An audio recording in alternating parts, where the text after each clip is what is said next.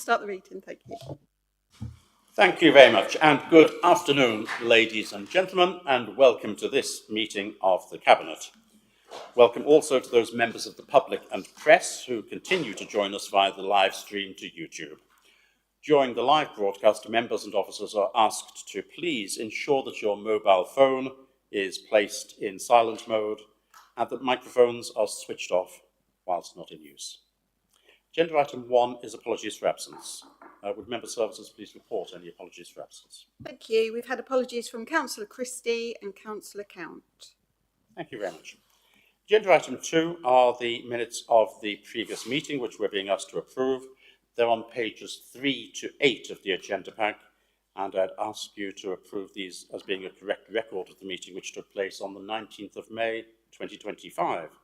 May I ask any member who doesn't agree with the minutes to indicate that now, please? I see no objection to the proposal to approve the minutes as a correct record, so they are now agreed.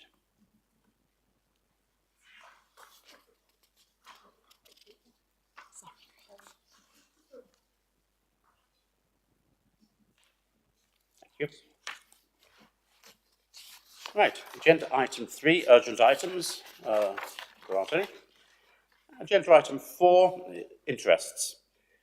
This agenda item is to receive any declarations of interest under the local code of conduct or any interest under the code of conduct on planning matters in respect of any items to be discussed at this meeting. If you have anything to declare, would you please inform the meeting now? Right, no hands are raised, thank you. If anything occurs to any member during the course of the meeting that they may have an interest which needs to be declared, would you please do so immediately? Thank you. Now, before proceeding with today's substantive items, there's one housekeeping matter to resolve. Since the agenda was first published on the 6th of June 2025, a subsequent decision was taken to lift the exemption in relation to item 7 concerning the Fenland Inspire projects. This followed the necessary checks and inquiries being conducted in relation to the potential business and financial implications of publishing the information, and specifically in relation to procurement and the public interest in achieving best value. Consequently, that report is now a public document, and it is not therefore foreseen that there will be any requirement to enter into exempt session during the debate on that matter. Right, agenda item 5 are appointments to outside bodies. This can be found on pages 9 to 18 of the agenda pack, and is for Cabinet to review and agree the list of outside bodies and nominations for representatives on those organisations for 2025-2026. And an updated version of this report has been circulated to members, and if it isn't yet on the website, it will be very shortly, I'm sure. Yes. So may I have a proposer first? Councillor Mrs. French, thank you. Seconder? Councillor Mrs. Laws, thank you very much indeed. Right, are there any questions, comments? Open the matter for discussion. No? Oh, sorry, Councillor Tierney. Only just to note that the names of the combined authority committees, I think, have changed, and we've still got the old ones. Yes, thank you very much indeed. They will be changed on the website as soon as we reasonably can. Thank you. Right, any other comments or questions? Well, oh, Councillor Mrs. Laws. Thank you, Chair. I cannot see the Peterborough Cambridgeshire Flow Committee on here. Do we classify that as an outside body?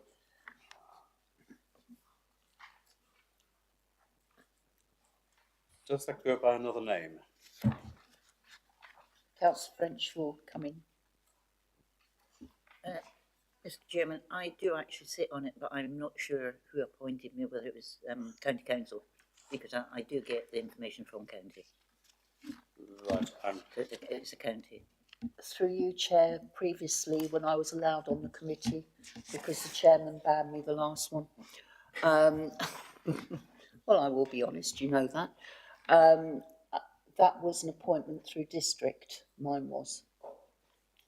Can we investigate that, please? And we will, if necessary, make an appointment between meetings and then report back to the next full Cabinet meeting. Okay.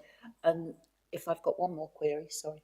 Of course. There is also at middle level a navigation committee, Sorry, which one? a navigation committee at middle level. Ah, yes. Again, we'll need to just research that and, if necessary, make an appointment between meetings and report back to Cabinet. Do I take it I'm still on there because we have a meeting next week? Well, since we haven't appointed anyone else, then the existing appointment would carry on, and I would have no intention of appointing anyone other than you, Councillor Laws, because I know both how good a job you do and how much your work is valued by the other members of the committee. Thank you, Chair. You're welcome. Councillor Seaton first, and then Councillor Mrs. French. Thank you, Chairman. Just that I noticed on the list of the outside bodies, I can't see the A47 Alliance on there, and that is an outside body which we attend either virtually or in person at Norwich. Ah, that's true. On that, you're currently the representative, and especially given the position that we have at the moment with one of our fellow councillors, it was my intention you carry on doing that at least for the time being. So you are appointed, but that's another one to add to the list, which we'll look at after this meeting, make any decisions we need to make, and then report back to the next Cabinet meeting. Councillor Mrs. French. Just to give you an update, I believe the next meeting of the Cambridge and Peterborough Flow Group is the 10th of September. Sorry, Jan? 10th of September. Thank you very much for that. Thank you. Right, any other questions or comments from anyone? Right, we have a proposal and a second. Of those in favour, please show. And that's agreed unanimously. Thank you very much indeed. Right, agenda item 6 is the Rural England Prosperity Funding, which is to be found on pages 19 to 24 of the agenda pack, and concerns the availability of Rural England Prosperity Funding for our approval. And I'll be proposing this one today.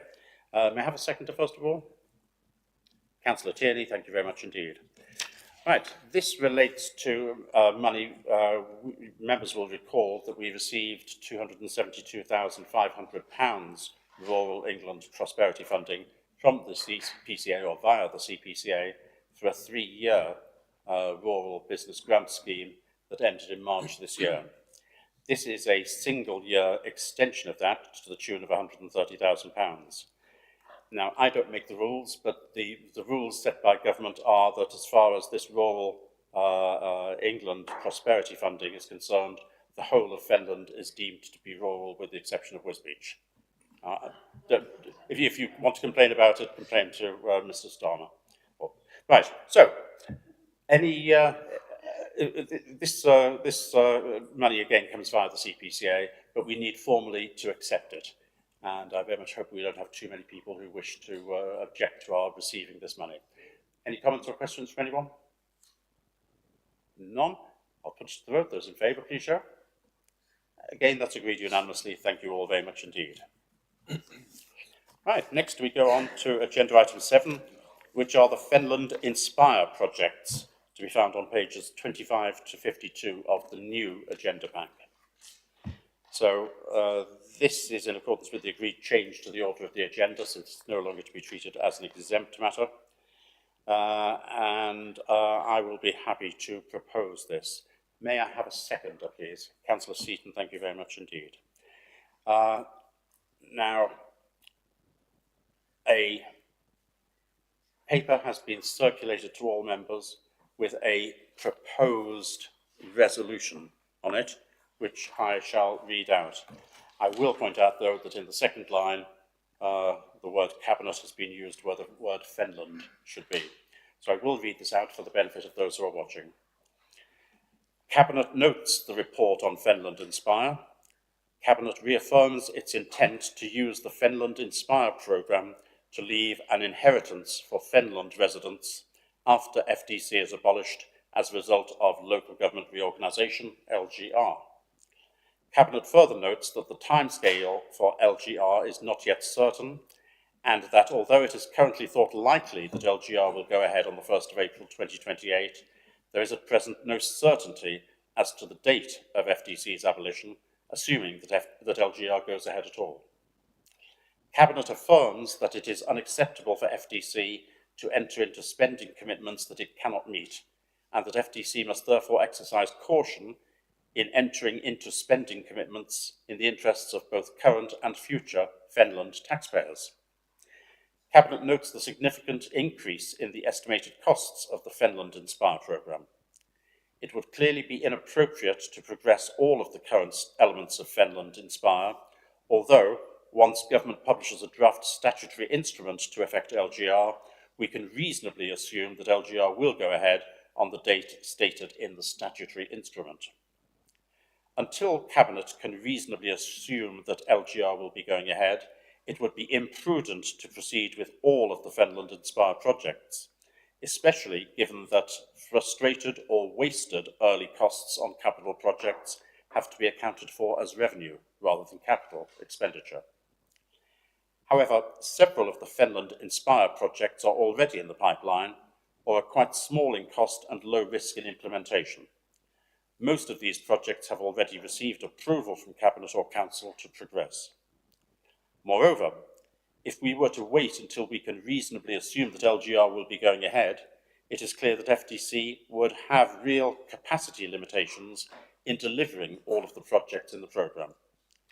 Accordingly, Cabinet approves that officers progress the projects or parts of projects which are listed in Appendix 1. The list of projects in Fenland Inspire is not definitive. Projects may be added to or deleted from the list by Cabinet. Cabinet believes that the Wisbeach Chapel building improvement project is unsustainable and that it should be removed from the Fenland Inspire programme. In light of the uncertainty surrounding LGR, Cabinet resolves to suspend further work on all projects other than those listed in Appendix 1 until a comprehensive report is brought back to a future meeting of Cabinet. Officers should nevertheless keep careful watch for external funding opportunities for all projects. The leader will provide officers with an updated Schedule S detailing which members are leading on which projects. And Appendix 1, the list of those projects to go ahead without any delay, are number 1, the Wisbeach Park Splash Pad, Phase 1 only. 2, Wisbeach 11 to 12 High Street. 3, the Manor Leisure Centre in Whittlesea. 4, Chatteris Leisure Centre Condition Survey work. 5, the district-wide assessment of new play equipment. 6, the new Village Green in Wimbledon. 7, civil parking enforcement. 8, St John's Graveyard in March. 9, the new March Country Park, confirmation of land transfer agreement only. And 10, the 3G pitches, preparing or submitting applications to the Football Foundation for external funding. Right, the item is now open for discussion. Members, and start off by Councillor Mrs French first. Thank you, Lydia. Number 8, St John's Graveyard, is actually St John's Chapels, not the graveyard. St John's Chapel. Chapel.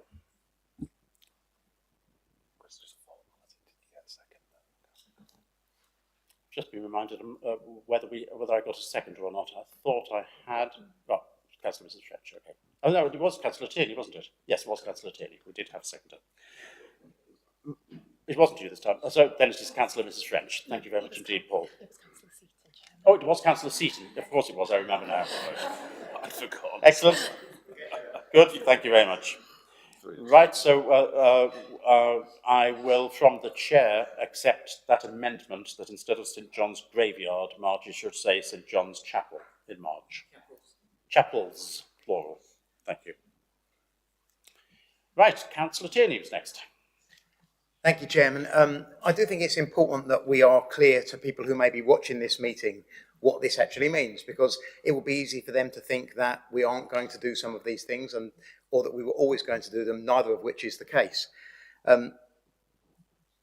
Sorry, someone over there was talking, put me off a little bit. So what I was going to say is, I think it's important that people understand that the reason that Fenland Inspire came about is because we had heard that the government was going to close down the council, and in fact we're pretty sure they were going to, as well as many, many other councils. And we wanted to leave a legacy after we finished. And that legacy was going to essentially be, I'm simplifying it a bit here, but we were going to spend our savings. We were going to spend the money that we had, that we weren't going to take it into the big new authority where it would get swallowed up by other councils' debt. And instead we would attempt to spend Fenland people's money in Fenland before it got eaten up elsewhere. And that was the dream that inspired the Finland Inspire projects. But we never could just rush ahead and spend all that money if the government isn't going to close us down. And that's the uncertainty. The uncertainty is that we don't absolutely know they're going to. You would think they were going to, given the proclamations they've made, and yet we've seen lots of other U-turns on policies, and we know that as we get closer to the next general election, the government might, let's say, change their outlook a little bit, and they might change some of their ideas. So until we know for sure that that is going to happen, it would be very unwise for us to literally spend every spare penny we've got and then find we're still there with no money. So I think it's a very good, prudent approach, but I think people who are watching should understand that our intention is still to push forwards all the Fenland Inspire projects that we can manage to do in the time, if the government is closing this council down. If it isn't, then it makes common sense for us to try to do what we would always have done before, which is to stretch it out over a longer period and make the money work rather than bankrupting ourselves with poor decisions. So I'm supportive of this change, even though I can see that one or two things that I was quite excited about are going to take a little longer. That's all right by me. I think we have to be prudent with money. That's what we do. Thank you. Thank you, Councillor Tiernan, and I fully agree with you. There is a difficulty in capacity for the council in terms of delivering all of these, which is one reason why those which are already started, and one or two of the smaller ones, are proposed to go ahead anyway with no delay. But what is being requested in this resolution is that officers come back with a more comprehensive report about what schemes we will be going ahead with and when. And we now have to be slightly more realistic that some items may not be completed before FDC is abolished, but as long as they are well into the building phase, then the interests of the residents of Fenland will have been satisfied, and very shortly after the end of Fenland District Council, those assets will become available. And the one in particular I'm concerned about, and which would be subject to that, is the proposed new Chatteris swimming pool.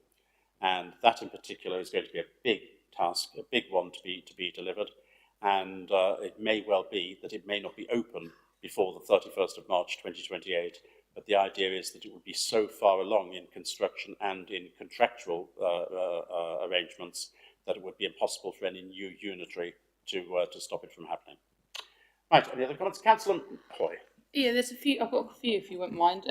So the first one is I was surprised to see two missing from Appendix 1, which was the floodlighting for the memorial and the Wisbech Park pathway improvements. The reason I'm surprised to see them missing is because both of them are relatively low cost.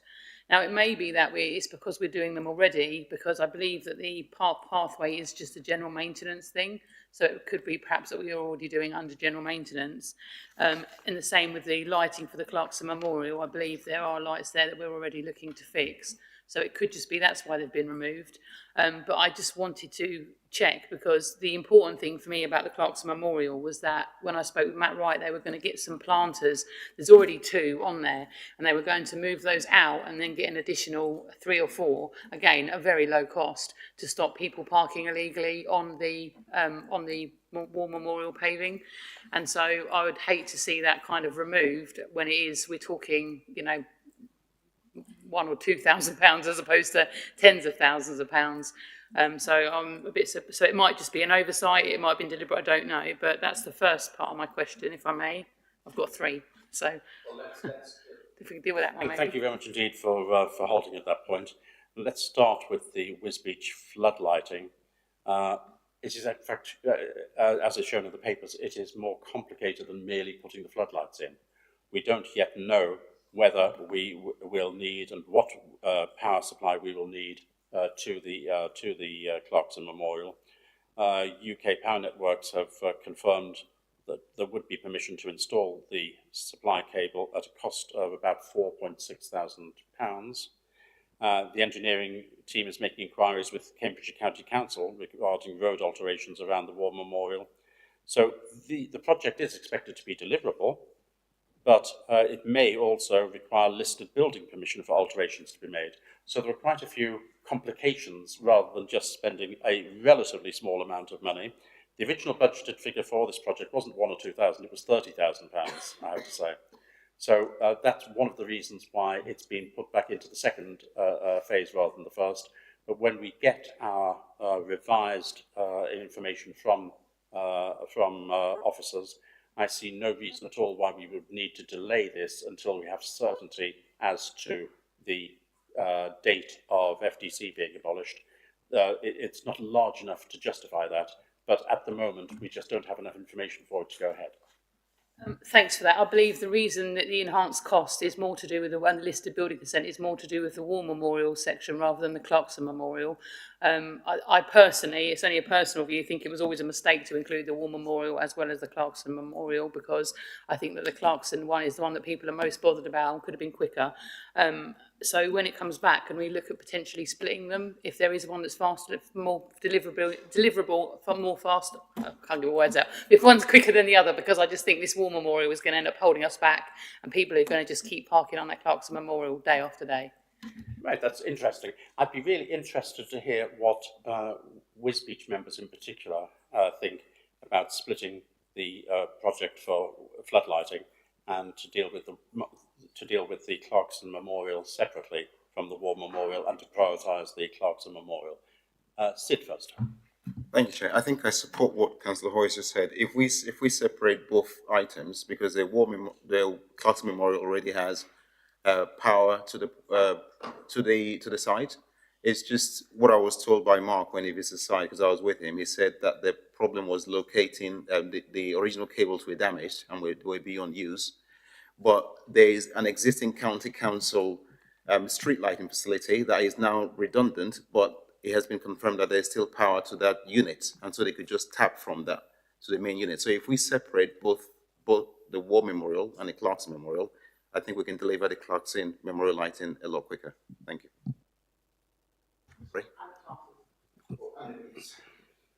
Right. Councillor Tierney, did I see you indicate? Only that I support what Councillor Hoyes said as well. I do think both are important, but let's get on and do the one we can do quickly. And if the other one goes into phase 2, as long as it gets done, that's fine. Fine. Councillor Waller. Hello, yes, I completely agree with what's been said. The parking on the Clarkson Memorial really does give a lawless sort of environment, so I think it's paramount that we move forward with the projects that we can as soon as humanly possible. Thank you. Thank you, and those members who are closer to this may be able to advise me.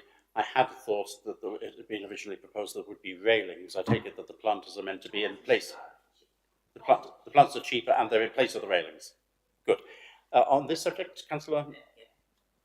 Councillor French. Yeah, I totally agree with what Susan's just said with regard to, and that is why I'm trying to push civil parking enforcement as quickly as possible and not end up having to wait another 2 years. But with regard to your Clarkson Memorial and your War one, I think you've got to be careful that you don't need listed building permission. And if you do, get it in as soon as possible. Thank you. Councillor Seaton. Yeah, thank you, Chair. I think you did mention about the planters and highways, but of course, to move the planters out, it's got to go on highways, which needs obviously county permission. But the whole of the Crescent is an absolute nightmare for parking, especially if the emergency services want to get round, because half the time they can't because cars are parking on the pavement. And this is a town like other market towns that have the free parking, and yet they still won't walk more than 2 yards to get to a shop. Thank you. Thank you. Oh, Councillor Tierney.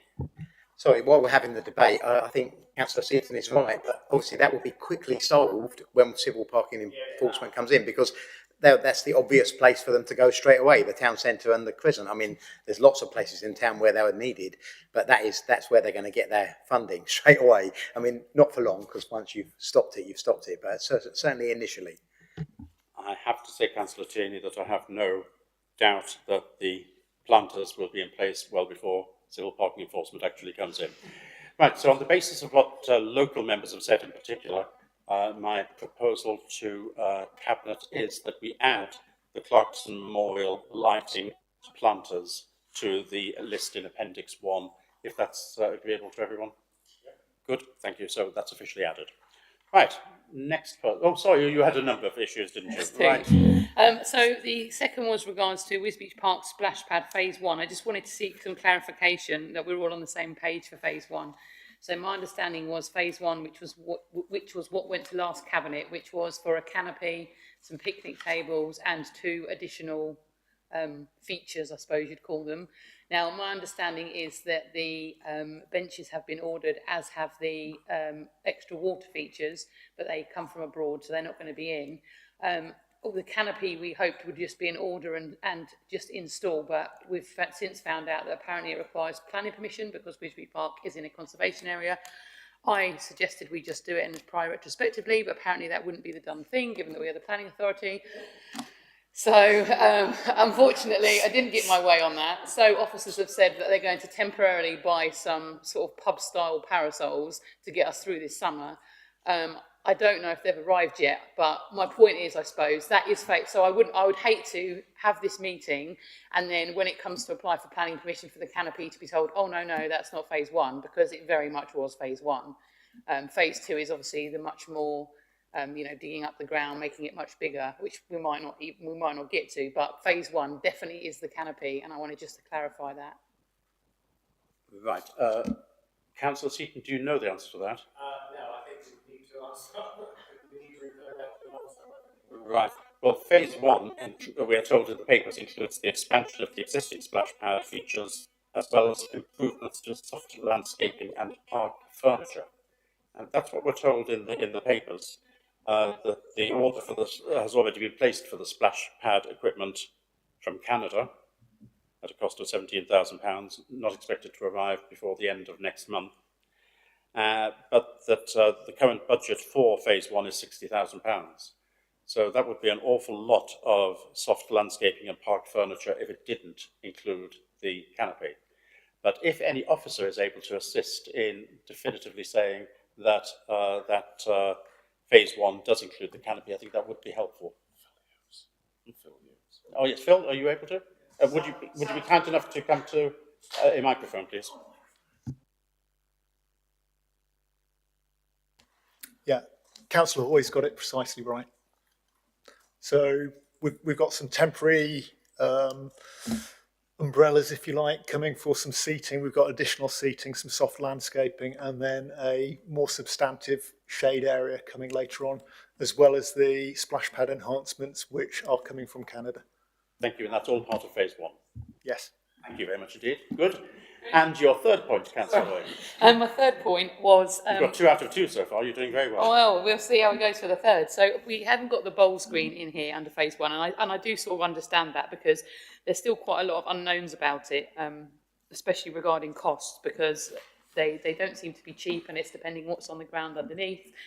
So, I understand why we're not pushing ahead with that at the moment.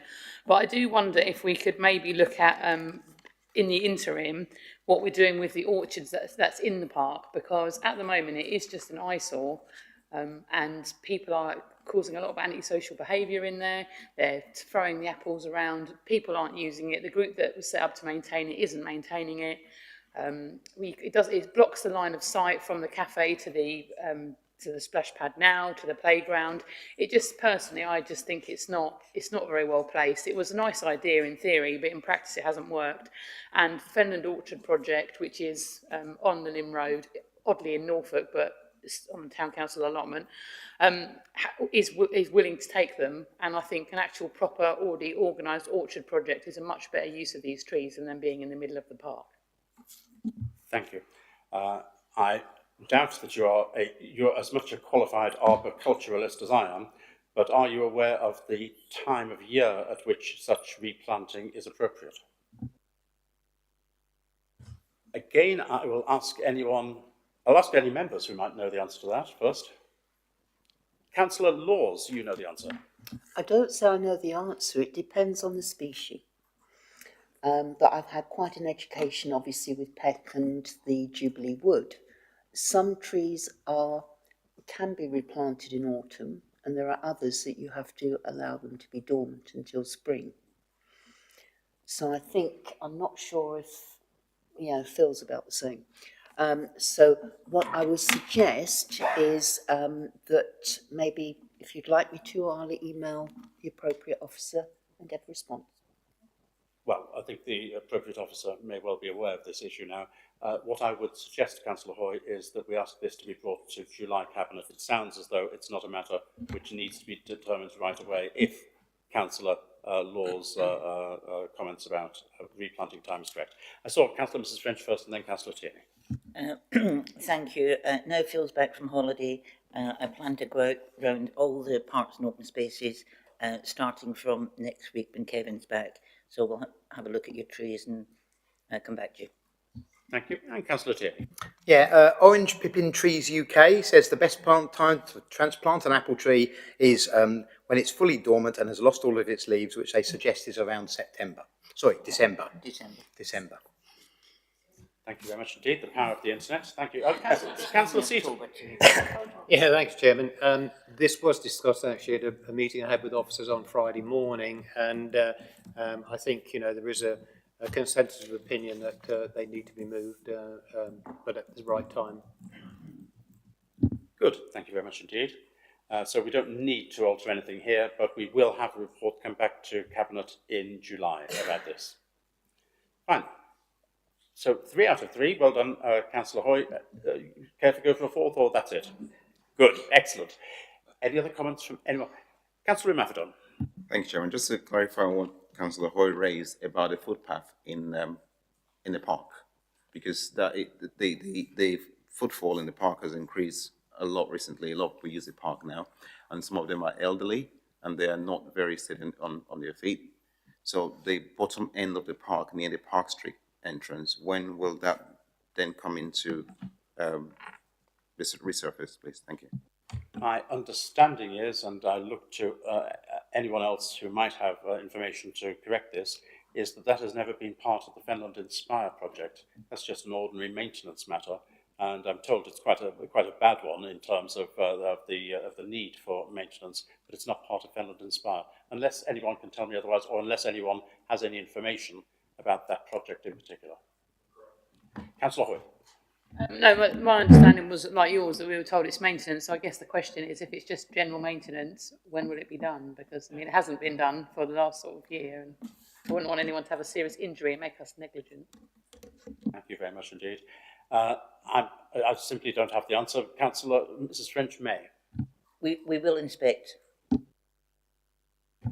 Thank you very much. Good. Councillor Seaton. Yeah, thank you, Chair. Just at one point, with obviously this unknown timescale that we're working to, you know, up until we actually find out whether LGR is going ahead or not. But we're going to have limited cabinet time between. I mean, you know, it's not going to be. We're possibly not going to know in July.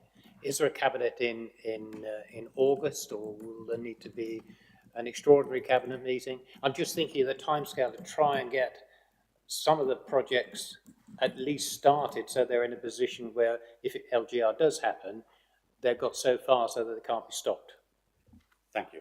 I take it when you talk about July, you mean July 2026? Yes. Fine. I just thought I'd better check on that. The idea would be that this report, which comes back from officers, will contain recommendations which would include just waiting for that statutory instrument to be laid before Parliament, at which case we would automatically go forward without having to have a further meeting.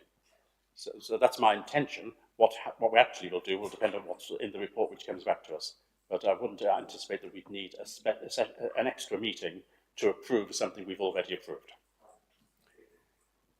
Right, any other comments or questions from anyone? Councillor Mafferton again. I'm really sorry to bring this back Don't again apologise. about the West Beach Park. I know it's due to be inspected, but I think Phil Hughes and I walked around the park and we know how bad it really is. I really want to know when will it be inspected, because we have a lot of users who complain to me on a daily basis about, because I walk the park daily myself and will run or whatever, and I do get people raise this issue with me every day. Even this morning it was raised with me. Thank you. Councillor Mrs French. Week commencing the 23rd, which is next week. Thank you. Good. Any further comments or questions?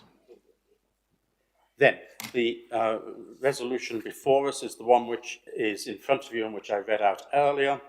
I will point out that in line 1, the phrase Cabinet Inspire needs to be replaced with Fenland Inspire. That in Appendix 1, St John's Graveyard March needs to be changed to St John's Chapel's March, and that another 11th item is to be added to Appendix 1, which is the lighting for the Clarkson Memorial and the planters. Those in favour, please show. That's agreed unanimously. Thank you all very much indeed. Right. We now are able to go to agenda item 8, which is the draft 6-month Cabinet Forward Plan, which is on pages 53 to 54 of the agenda pack. Are there any questions or comments? None. Good. We'll take those as noted for information. Agenda item 9 is urgent items, and there aren't any. And then we have agenda item 10, which I would like to be able to take without going into exempt session. It calls for the approval of the minutes taken during the exempt part of the meeting held on the 19th of May 2025, and they can be found on your pages 55 to 57 of the confidential agenda pack. Now, does any member wish to discuss the content, in which case I can arrange for this meeting to go into exempt session, or are the minutes agreed without going into... Councillor, Miss Hoyce. Yeah, I was just going to ask a question, but it will definitely not be confidential. It just was to ask, will we at some point be having an update on matters that we discussed at that meeting? And if so, do we know roughly when? Obviously, you don't need to go into the details of those matters, but do you know when we'll have an update?